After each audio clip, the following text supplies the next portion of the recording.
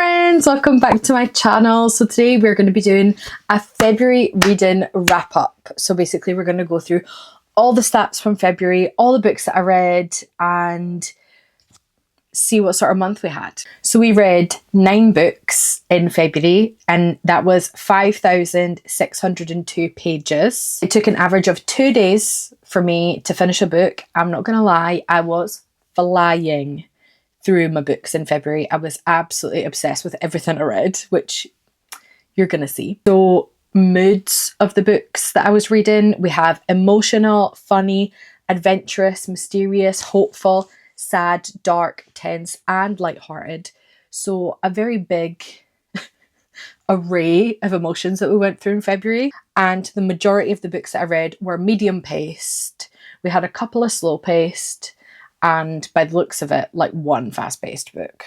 56% of the books that I read in February were over 500 pages, and 44% were between 300 and 499. So we're definitely on the long book train in February. We're all fiction, of course, and our top genre was romance, with also sports, contemporary, and fantasy mixed in there as well. We have 9 reviews, 9-star ratings to go through, and as you can tell, if I managed to get the stats up on here, we had 4 4-star ratings and 5 5-star ratings. Our average rating was 4.56 stars. Now we've done the nerdy bit, let's get into the books I read. So first read of February was, of course, Metal Slinger. This was a 5-star read for me. I absolutely loved this book. Loved that you thought it was going one way for the whole book, and then at the very end,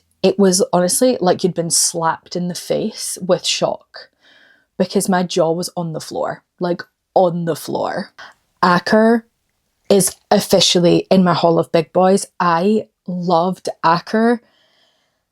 He gives Xaden vibes, which is why I love him. I thought he was a great male main character. The twist at the end honestly made me sit and stare into the abyss for such a long time. Like the whole last chapter, I was like, no, what's going on? What's going on? Oh my god, what's happening? I just was so shocked by what was happening. It was, for me, the perfect romantasy. It was really fast paced. There was always something happening. There was no point where you were bored. You were learning with the characters about the world as you went along. It wasn't too info dumpy.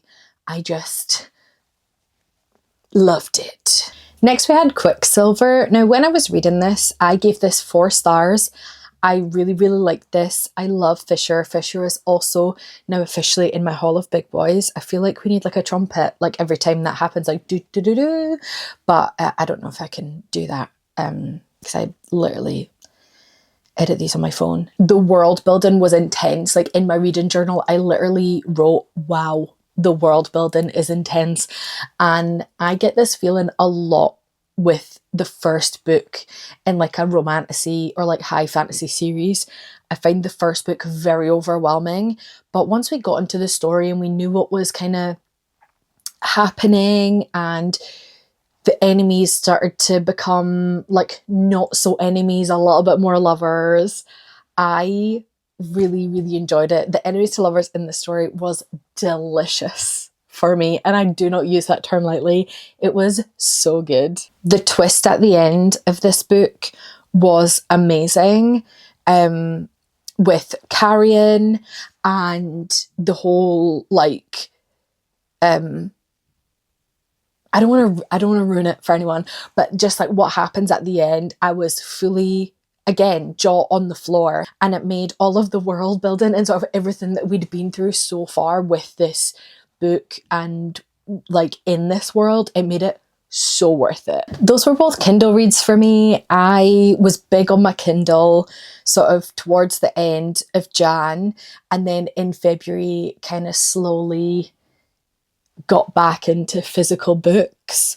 So this is what I read for the rest. I think there's only one other book that I read on my Kindle this month. Everything else was a physical book. Next we had Deep End by Ali Hazelwood. I really liked this, and I know that some people found bits of it frustrating, and you know, some people are like, oh, this is kind of advertised as like a kinky book, and like they read it and they were like, this isn't that kinky, I don't understand. For Ali Hazelwood, this is. For where she has come from in her spicy writing, this was so good. The things that Lucas said to Scarlett in this book was so attractive to me. I was reading this going, oh, yep. Oh, that's, yeah. I really thought that their dynamic was hot as fuck. I really enjoyed their dynamic in this. I thought, especially for the girlies who are just like dipping their toes into spiciness and maybe getting into like a little bit more darker spiciness, this is a great one to dip your toe into. I mean, it's about a swimmer and a diver, so pardon the pun. Their character flaws definitely drove the plot of this book, and there was miscommunication or no communication to the absolute max at points. So if miscommunication or just like the complete lack of communication is something that pisses you off, I would not read this book. As much as I'm not a fan of miscommunication or lack of communication tropes in books, I really enjoyed reading it because it made it entertaining, and it made it like not just like spice with a plot attached. She falls for him, but he falls for her so much harder, and it was so cute. I really liked it. It was 4 stars. I can't remember if I said that, but it was 4 stars. This, now we're getting into the juicy stuff. I read the whole of the Boys of Tommen series this month. Let's just start at the beginning, shall we? I really enjoyed Binding 13. I thought Johnny and Shannon's relationship was very sweet. I thought it was very funny that Johnny was so clearly in love with her, but was so put off by how much younger she was than him. Constantly kept reminding himself and everyone around him that, like, oh, that's weird, she's too young for me. And you know, still loves her, but was clearly just hurting himself in the process. I loved that Johnny was the typical who hurt you guy. I love that trope so much. His trauma, Johnny's a king, and as much as he's a bulldozer and just, you know, goes in head first, asks no questions, I really, really enjoyed this book. The last chapter with Shannon's dad and everything that went on with that had me in so much shock that like I couldn't even cry. Like so many people were like, oh, get your tissues, like it's really sad. I genuinely think that I was in so much shock that I physically couldn't. I could not process what was happening, and I did not understand why it was happening. Like it was just crazy to me. This book was also 4 stars. Absolutely loved it. And from this book, immediately I was like, Gibbsy's my favourite. Like I love Johnny and I love Shannon, love the friendship group, but Gibbsy's my favourite. Next we have Keeping 13. So I'm just going to go off the bat here and I'm going to say it's 5 stars. And I really struggled with rating the rest of these books because I felt guilty giving them a high rating just like due to the content in them, of like, this book absolutely ripped my heart and soul out. 5 stars. I found Keeping 13 absolutely devastating. Devastating. It made me feel physically sick at points. The stuff with Darren and her mum, as an adult reading it, I can understand to a point where they're coming from, but also like you're seeing Johnny and Shannon's intentions throughout the whole thing, so it makes it really frustrating to see where they're coming from. You know, like, I don't know how to explain it. It was just like you're banging your head off a brick wall because you're like, I know why you think these things about Johnny and why you think he's not good for Shannon, but like he is, because I know him and Johnny would never do, like, you know. Again, the stuff with her dad, it made me feel physically sick. And when Johnny had to go in the house, Again, I don't want to spoil like what happens if you're going to read it, but there's a point where Johnny has to go in the house because Shannon's phoned him, and it made me feel so unwell. Like I was mum spaghetti, like Pam's sweaty. It was awful. It was so heartbreaking. That was a redemption point for me for one of the characters. I was like, right, okay, I see you. I see what you're doing, you know. Johnny's mum and dad as well, and just their whole vibe. Adele also being a bulldozer. Love that. She is a queen. She has my heart. I love her, and I'm obsessed with Johnny's dad. I feel like I fancy Johnny's dad so much more than anybody else in this series. Well, I mean, he is closer to my age, so that would kind of make sense. Again, I'm just going to go straight off the bat. Saving Six was also 5 stars. I love that in this book you saw like the span of their whole friendship. What am I trying to say? I love Aoife Malloy. I am Joy. I love Aoife Malloy. She is so funny and she is such a queen. I just love her. Her and Joy's story was absolutely heartbreaking. In this book you see the span of their friendship from the day that they meet up until the events of Binding 13. It was heartbreaking to read like up till this point. Seeing him go through his drug addiction up to this point and her still support him and her not willing to give up on him when he's never had that before was devastating. The present that he got her on her 18th birthday made me go, oh my god, out loud, and it made me tear up so much. Just how much he loves her. Like, I can't deal. You can see from the outside that this is like, seems like a toxic relationship, and there are points where it very much is. But you can see why Aoife isn't willing to let him go or let him down. And that for me was just like a punch in the stomach. I was like, this girl, wife her up, Joey. Like, I know that you're young, but like, wife her up. It was so painful to read. 5 stars. Then we had Redeeming 6. Again, I'm going to say off the bat, 5 stars. Why is it 5 stars when it absolutely emotionally ruined me? Who knows? This was heartbreaking. Again, it was as heartbreaking hearing it from Joey's point of view, maybe more, especially with what they were all going through at home with their mum and dad, how much he cared for his siblings, how much he was their dad. And it was like, I mean, this boy was just let down by everyone in his life. No.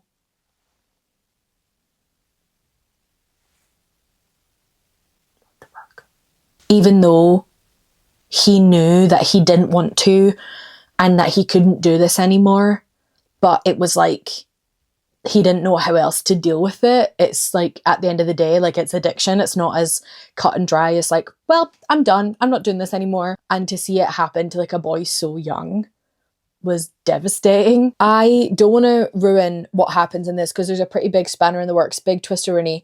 So all I will say is I was so happy that he made it back in time, and that